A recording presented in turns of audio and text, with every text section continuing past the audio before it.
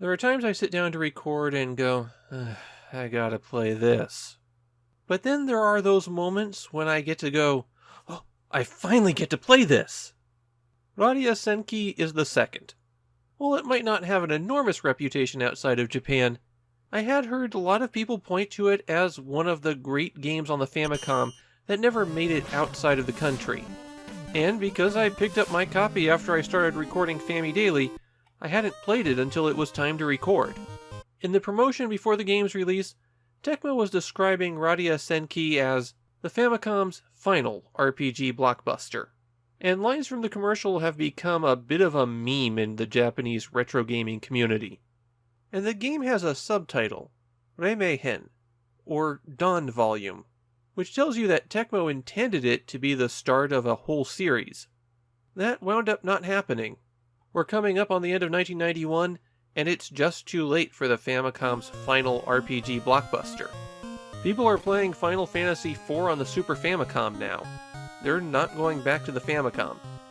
As a result, it can be a little bit hard to find copies of Radia Senki, and the game is yet another member of the 10,000 yen club, one of the very few RPGs where you could expect to spend 10,000 yen for a cartridge-only copy currently. The plot of Radia Senki is that you're an amnesiac swordsman who turns up in a village, teams up with a wizard, and then finds a princess who fled her castle ahead of the big bad guy. There are quite a few Final Fantasy-style scripted sequences in the game. You'll reach a point, climb into a bed to recover health and save your game, and then you're sucked into a cutscene that's kicking off the next part of the story. As you're walking around, hitting A will bring up a menu, and that's how you can change your equipment, use special techniques, use items, or check your stats. You can also have a conversation with your party, refreshing you on what's going on and what you need to do next. There's a quirk with equipping items where you can't just switch equipment. You have to unequip an item first, and then equip the new item. As I mentioned, you rest in beds to recover health and save your game, and that is for any bed that you find. This group of bandits has some beds in their cave, so you can rest and save there. There are 3 battery save slots in Radia Senki, and they always show your level and current experience total. So if you save in multiple slots, you always know which one's which. While you're exploring outside of towns, you'll have random encounters, and here's where Radia Senki really departs from the norm. Battles are resolved with an action sequence. You can assign other characters in your party particular tasks or tactics, but once you close out that menu and start fighting, you're controlling the hero. The B button swings your sword, and the A button brings up the menu again.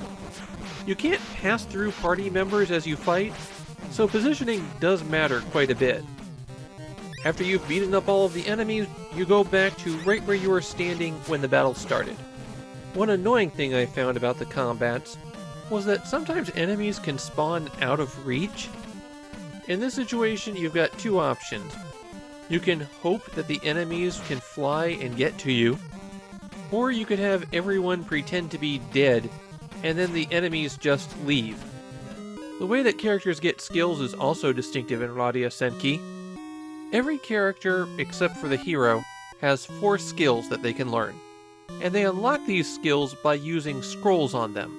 The scrolls aren't for particular skills, it's just you use a scroll on a character, and then they get their next skill. Fortunately, there are a lot more scrolls to find than there are skills to unlock, so you won't have any trouble unlocking everything.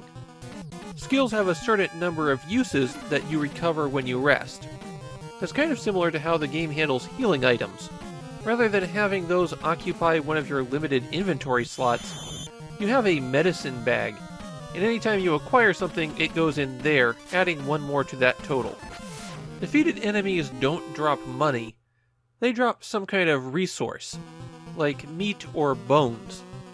You can sell these to shops in town for money, but they also come in handy from time to time on your quest.